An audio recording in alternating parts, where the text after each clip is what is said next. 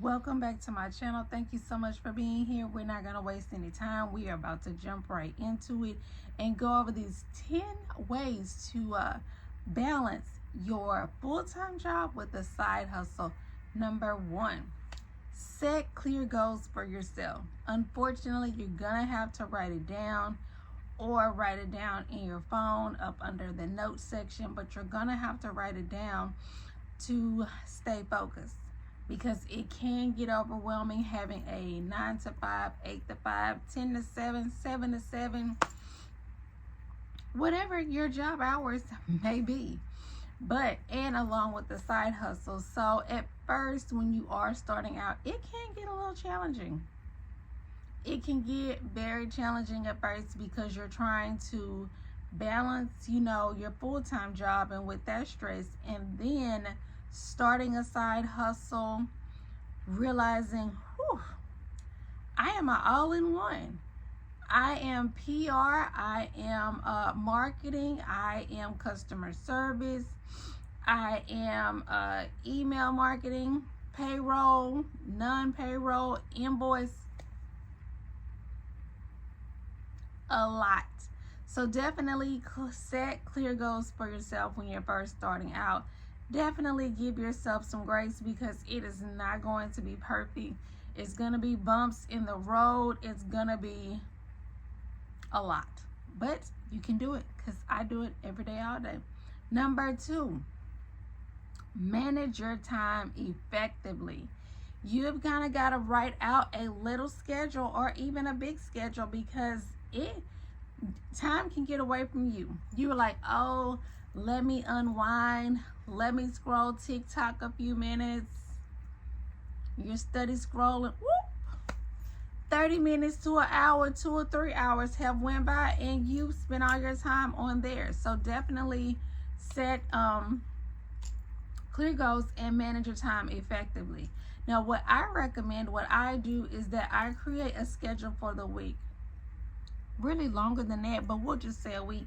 And I set out, and I also set timers or alarms and alerts in my phone, because I will get to scrolling and scrolling. Yep, and there goes my time. So definitely I set out on Sundays. I create the schedule for the week, and I set alerts, and I set ringtones in my phone with like what it says that I'm supposed to be doing, so that I stay on task and I stay focused and I manage my time effectively. Number 3, prioritizing your task. I definitely do that on Sunday. I rate items like 1 through 5.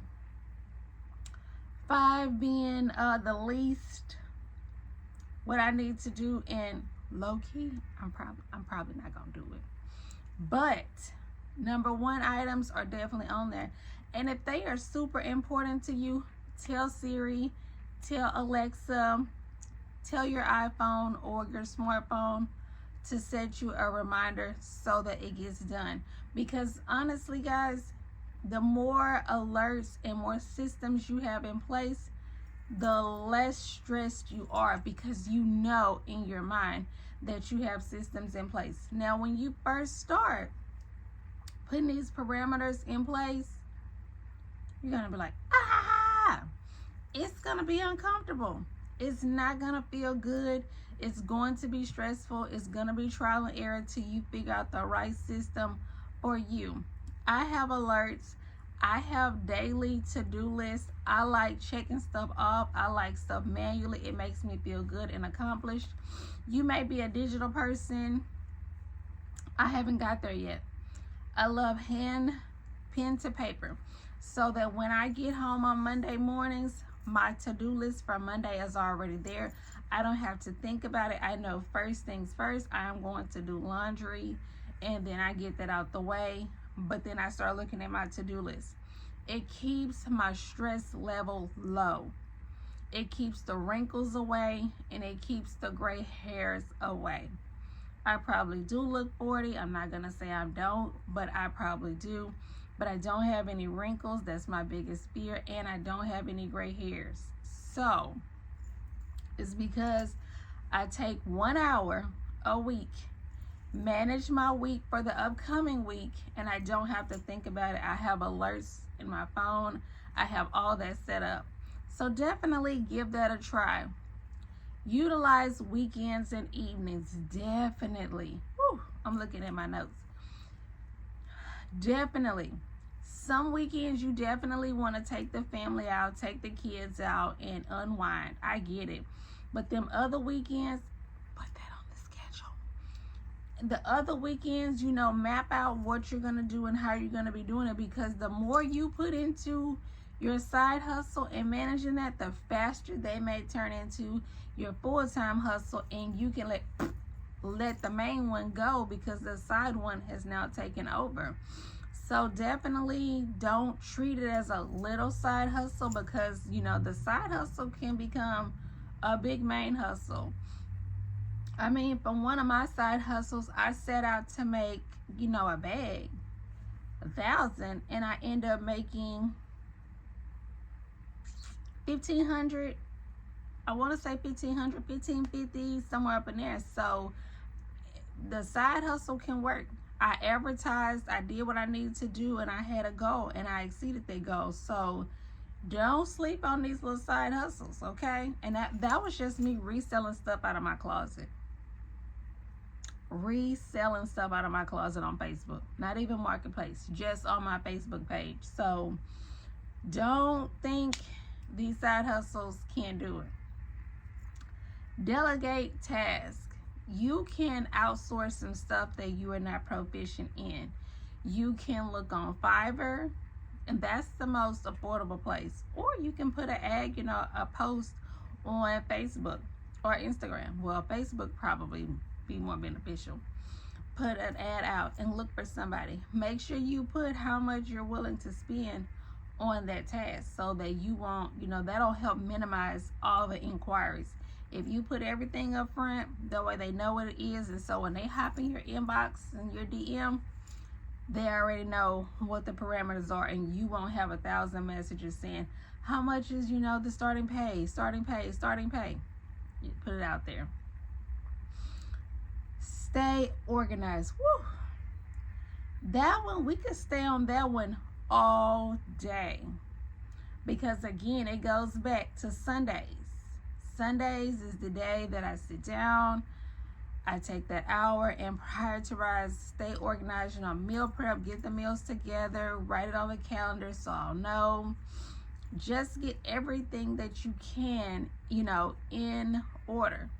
If you are, a digital person, there's apps that you can put everything into, color coordinated. I think I have a Google app, and I get to color coordinate everything. It's fancy, and I just love it. But for me, I still love pen and paper. I have a regular calendar. I color things off. You probably can see there's a calendar right there. I know that there's another one. This is my office, my studio, but over there's some more. I don't think you can see the other calendar, but yeah, figure out what works for you. You may be a digital girl. Hey, that works too. Get you some apps and go with it. Take care of yourself. If you don't take care of yourself, you're really not going to be too beneficial for others, because you are neglecting yourself. You are beat down and run down for yourself. And so if you are depleted, how are you going to be of service to others? Make sure when you're scheduling, all the activities, schedule some self-care for you. Whether that's just a bath, those are free. We pay water bill, but those are free. Or, schedule a spa day, schedule a hair appointment, schedule a massage, schedule something for you so that you can, look forward to something. You'll stay relaxed. You'll maintain your energy as to what you need to be effective. And so you can avoid burnout, because it's real.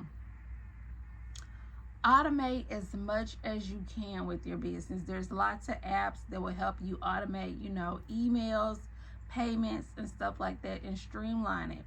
Utilize these apps that they have available now. and monitor your progress. Do once a month. That way, if something's not working, the next month you can say, hey, you know, that didn't really work. Let me tweak it just a little bit and do something a little different. Give yourself grace, be patient, and keep going. I'm going to leave another video up here so that since you're watching videos already, you can continue to get these knowledge and these gems. And I look forward to seeing you in another one. Bye.